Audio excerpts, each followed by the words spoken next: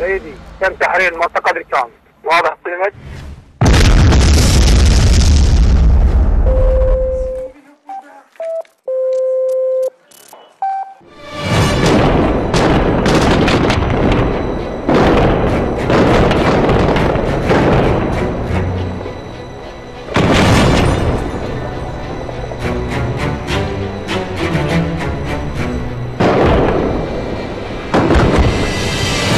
إصابات بالمستشفى من الجيش والشرطة. يا رب ستر. لا يا بنتي لا، مستحيل. أنا كلمت اللواء عاصم وقال لي إن عدد الأفراد من الإرهابيين ما يتعدى ال 300 وتسليحهم رشاشات بس، يعني قوة خفيفة والجيش يقدر يخلص عليهم بسهولة. مستعدة أروح للمستشفى حتى أطمن على الدكتورة. ريم، ادخلي إلى المطبخ ولا تتدخلين فيما لا يخصك.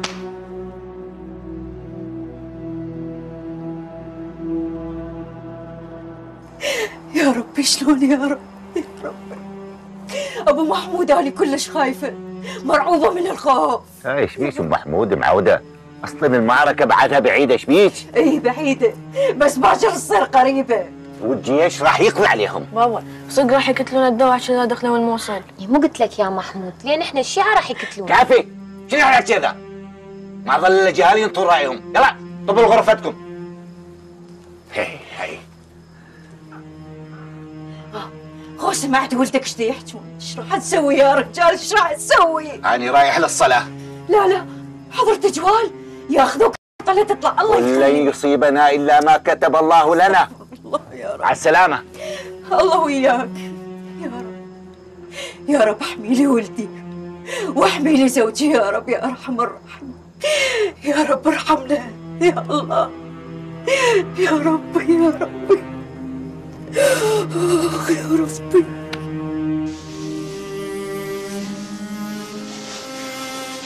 يقتلون العناية المركزة. خلص الصالات انتست بعد ماكو مجال. ترى بعد عندنا مصابين محتاجين عمليات بأسرع وقت. جيبوا لي بلازما ودم، اي حالة حرجة دخلوها العمليات. اي بلازما؟ خلص كافي، انت تعبتي من الصبح لهاي اللحظه انت واقفه على رجلك. يعني ارتاح وعوفهم يموتون؟ يلا زينب.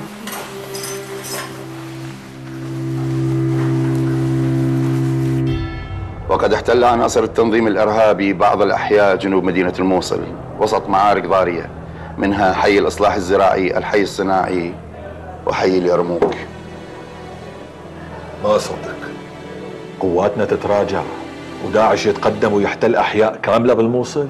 يمكن هذا بسبب عنصر المفاجئ، بس أنا متأكد قواتنا راح تتماسك وتصد هذا الهجوم بهجوم مضاد وتطرد داعش. إن شاء الله، إن شاء الله يا زياد.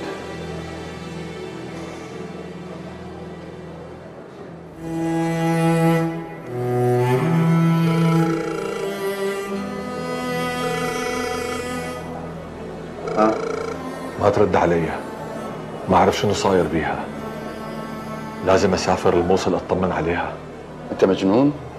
تريد تروح للموصل وأنت تعرف هناك أكو حضرة جوال، يعني لو تموت بطلقة لو تموت من انفجار من داعش. راح أخابر كريستين بنت القاضي صديقتها، ممكن تطمني. تمام. اشتقت إليك يا أبا الوليد. اشتاقت لك الحور العين يا أبا خالد. بارك الله لكم ولنا في غزوتكم وجعلها غزوة مرفعة. الحمد لله والشكر. لقد انتظرنا هذه اللحظة طويلا، وعليكم أن تسرعوا باحتلال باقي الموصل. الأوامر تقتصر على تلقين هؤلاء الروافض درسا قاسيا لمقتل أخينا أبي عبد الله الببلاوي. ماذا تعني؟ هذه الفرصة لن تعوض. الجيش الصفوي يتقهقر أمامكم، ولقد استوليتم على آلياته ومعداته. وهذا فعلا ما أفكر فيه، ولكن الأوامر واضحة. الأوامر صدرت قبل أن يمن الله عليكم بالنصر، ويجب أن تتغير الخطة. سأرفع الأمر إلى مولانا أبي بكر البغدادي وأنتظر رده. حينئذ ننتظر. تمام دكتورة. بنتي انتبهي على نفس الزين، المهم انت بخير. اريد احكي وياها يا بابا. ما يهم اريد احكي وياها. ماشي جوانا، مثل ما قلت لك كوني حذرة زين، وارجع لسنجار بس يرفع الحظر. يلا مع السلامة. بابا ليش ما خليتنا نحكي وياها نطمن عليها؟ باباتي ما تقدر تحكي، صارت 3 أيام بصالة العمليات ما ارتاحت ولا ساعة.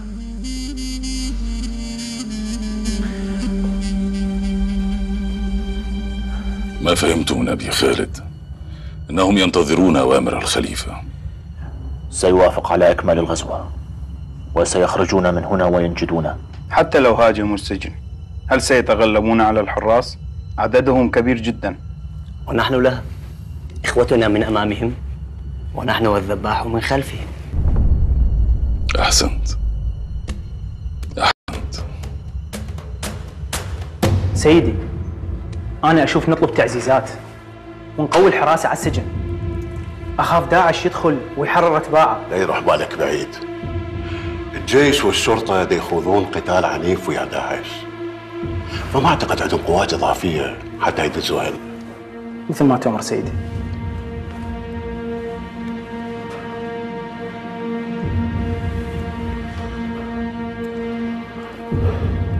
أبشروا يا إخوتي في الله، أبلغني مولانا الخليفة أبو بكر البغدادي أن نستمر في غزوتنا كي نضم ولاية الموصل إلى دولة الإسلام الفتية.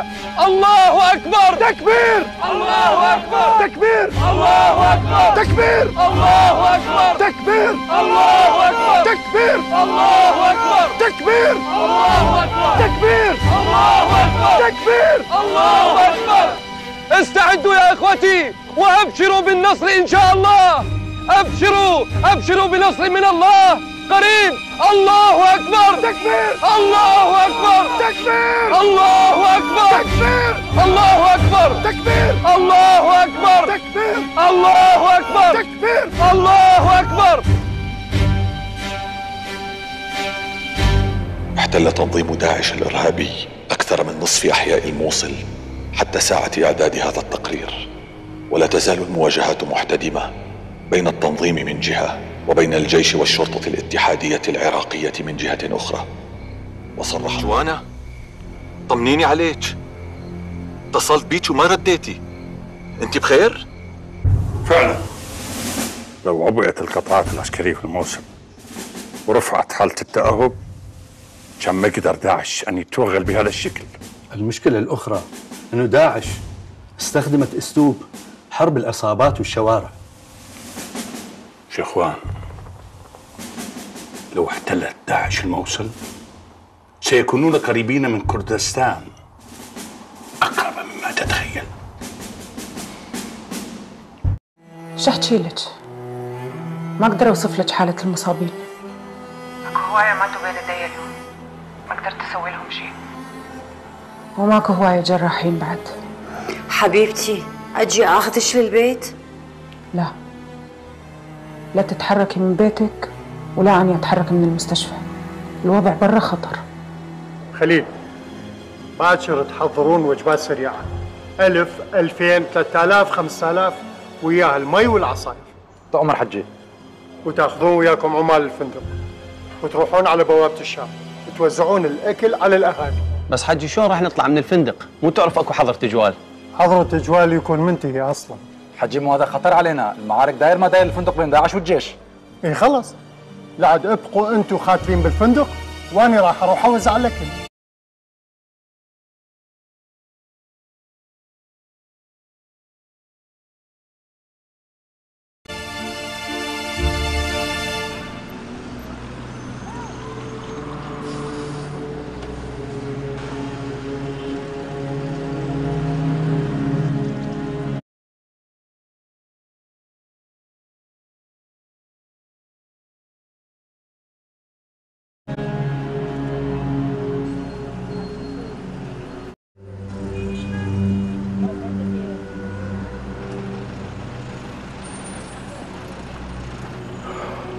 كافي أخبار، كافي.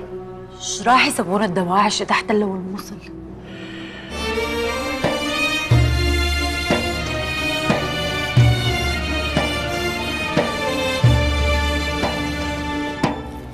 على نقطة التفتيش الفاصلة بين أربيل ونينوى تدافع عشرات الآلاف من أهالي الموصل لمغادرتها هربا من الحرب الدائرة هناك. واستقبلت أربيل النازحين إليها بعد تدقيق أمني مكثف خشية اندساس إرهابيين بينهم، في حين وفرت منظمات المجتمع المدني العاملة في أربيل وبعض مؤسسات الإقليم الطعام والماء للمواطنين.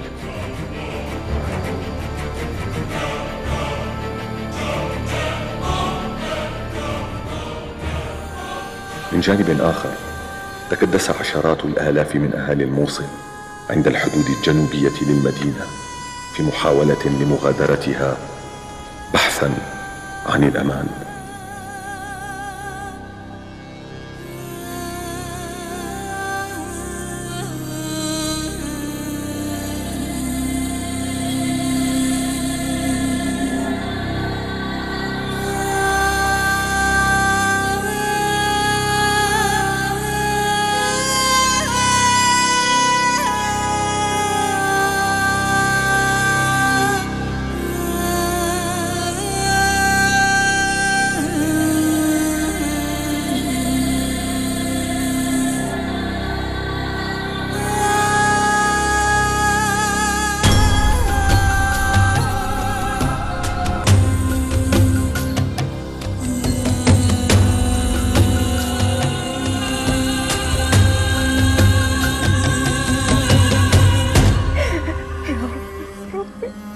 وين تريدنا ننتظر لحد ما يجون الدواعش ويذبحونا؟ ذكري الله يا مرة، الله ما راح ينصرهم. محتلة ونص الموصل وكلها أيام راح يدخلونا. تدري راح يسوون بينا مثل ما سووا بأهل الرقة. أي راح يذبحونا لأنه إحنا شيعة يعتبرونا كفرة ومرتدين. بتقولي لي وين تريدين نروح؟ لأي مكان بعيد منا، أريد أطمن على أولادي. يعني معقولة تريدين نروح للمخيمات؟ لا لا لا، كل شيء ولا المخيمات. راح أخابر أختي زينب تحكي ويا دكتورة جوانة، بلكي تقنعها نروح السنجار بيت أهل دكتورة جوانة. يا ربي يا رب احمينا من الدواعش يا ربي ربي.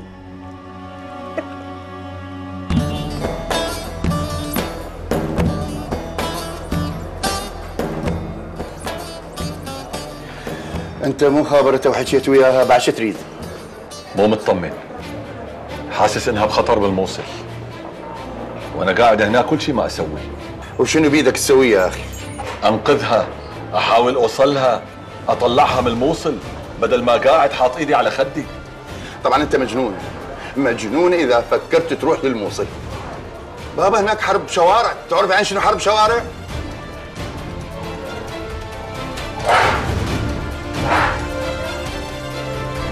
قيس قيس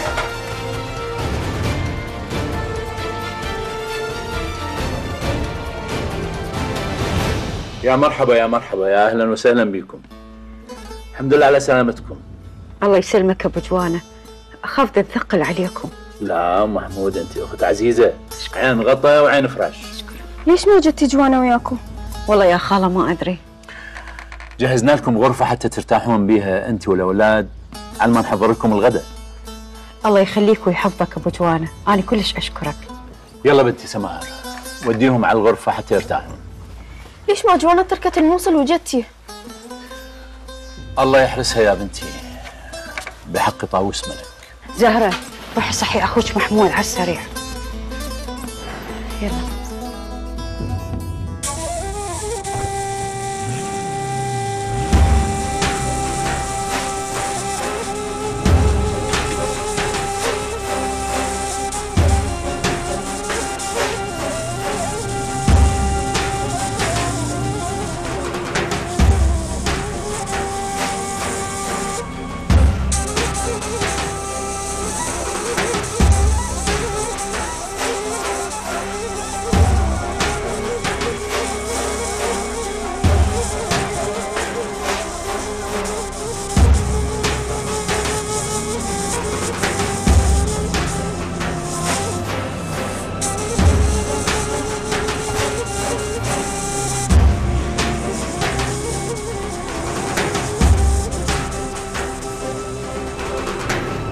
بارك الله بيك حاج كاوة، في ميزان حسناتك. يا أخي يا ريت كنت معك حتى أقدر أساعدك، لكن قاعد تسمع الأصوات والانفجارات خارج المنزل. ربنا معك، ربنا معك والله يساعدك. مع السلامة. وين طالعين؟ شنو هاي الجنطة؟ ست كريستين تريد تروح للمستشفى حتى تطمن على دكتورة جوانا، وما اخذت لها هاي الملابس. الدكتورة جوانا هي طلبت منك؟ لا ما طلبت. طبعا لأنه تخاف عليك، واعتقد خوفي عليك مو أقل منها. ما تسمعون صوت الانفجارات؟ ايش تقصد بابا؟ يعني ماكو طلعة.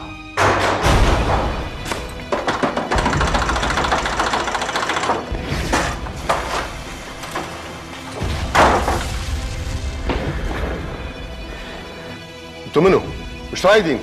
حجي الله يخليك دخلنا حجي، الله يخليك دخلنا حجي. عمي والله انكم شلون الدواعش راح يقتلونا والله. حجي كل شيء ما اريد، بس بنطلون وقميص نلبسها ونروح حتى ما يعرفونا نحن عسكر. حجي. الله أكبر، الله أكبر. بارك الله فيكم يا جنود الخلافة. بشراك يا أبا خالد حالما يتم الأمر. سيطر إخواننا المجاهدون على أغلب أحياء الموصل بعدما فر من أمامهم جنود الكفر، ولم يتبقى سوى أحياء قليلة بل أموات. ستحيي الدولة الإسلامية. الله أكبر، الله أكبر، تكبير، تكبير، الله أكبر، الله أكبر. هانت أيام قلائل وترتفع فيها راية الدولة الإسلامية في الموصل. بعدها سيأتي إخواننا ويخرجوننا من السجن.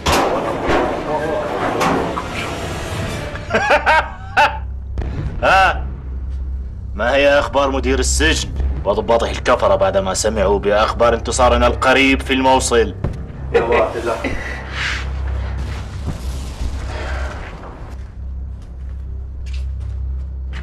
اكو خبر مو حلو يا امير، تمت المصادقة على قرار اعدامك.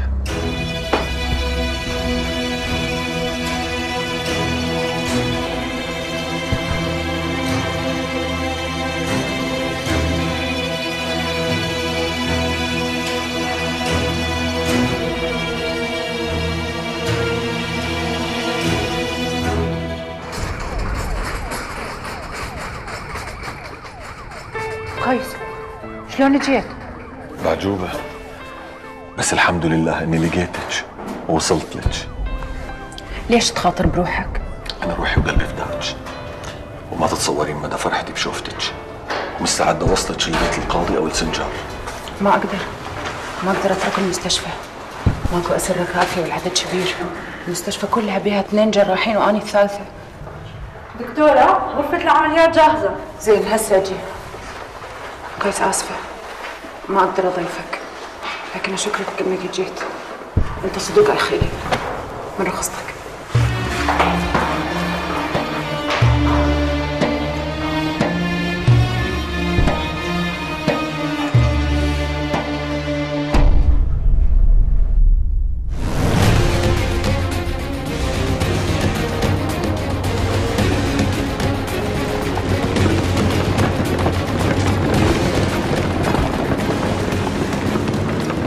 صدرت لنا الأوامر من القيادة العامة للقوات المسلحة بالتوجه لأربيل. أمرك سيدي. يلا تفضل.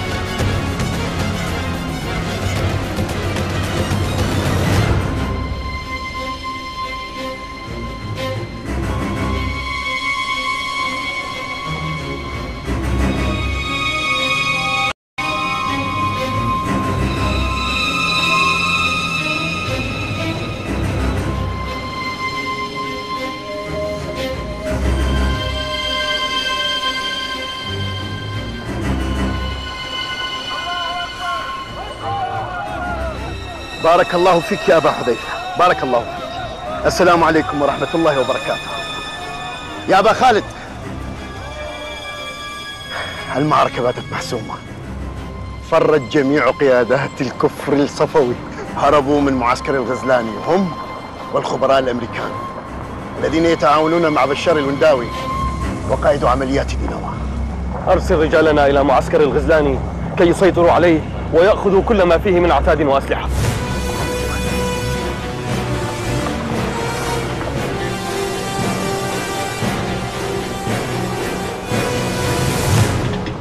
اسمحوا لنا سيادة اللواء نكون ضيوفكم في أربيل لحماية الخبراء. أهلا وسهلا بكم. صراحة صدرت لنا التعليمات من قبل فخامة الرئيس كاك مسعود شخصيا أن نحسن استقبالكم ونوفر كل ما تطلبوه بدون تردد. أرجوك سيادة اللواء إبلاغ تحياتي الخالصة لسيادة الرئيس مسعود برزاني.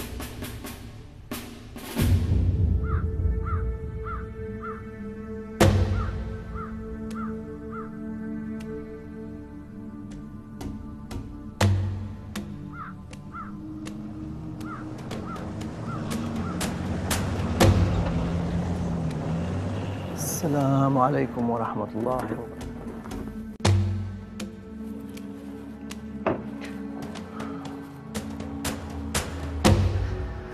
السلام عليكم ورحمة الله وبركاته. وعليكم السلام ورحمة الله وبركاته. تقبل الله الصلاة يا أخي. تقبل منا ومنكم صالح الأعمال. هل فهمت من المطلوب منك؟ نعم يا أمير، لكن ممن تخاف؟ ها؟ انتهى كل شيء ونحن على مشارف النصر، ولم تبق لنا سوى خطوة واحدة، وأنت من سيساعدنا لنخطوها. هنيئا لك الشهادة. هل تم تجهيز الصهريج بالبنزين؟ بالكامل. أحسنت. هنيئا لك الجنة يا أخي، هنيئا لك. بفضلك وبفضل أخوتنا الجهاديين الاستشهاديين ستبقى الدولة الإسلامية وتتمدد. ألغم الصهريج.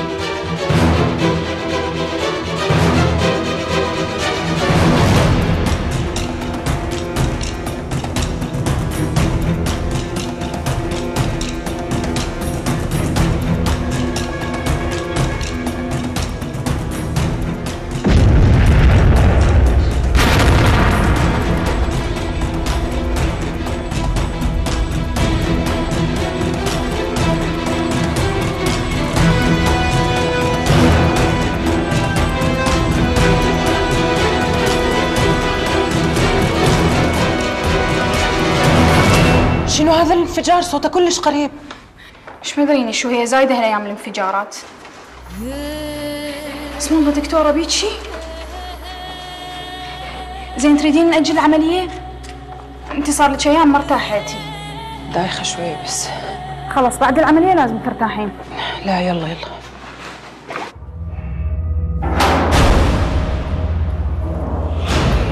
قوموا قفوا.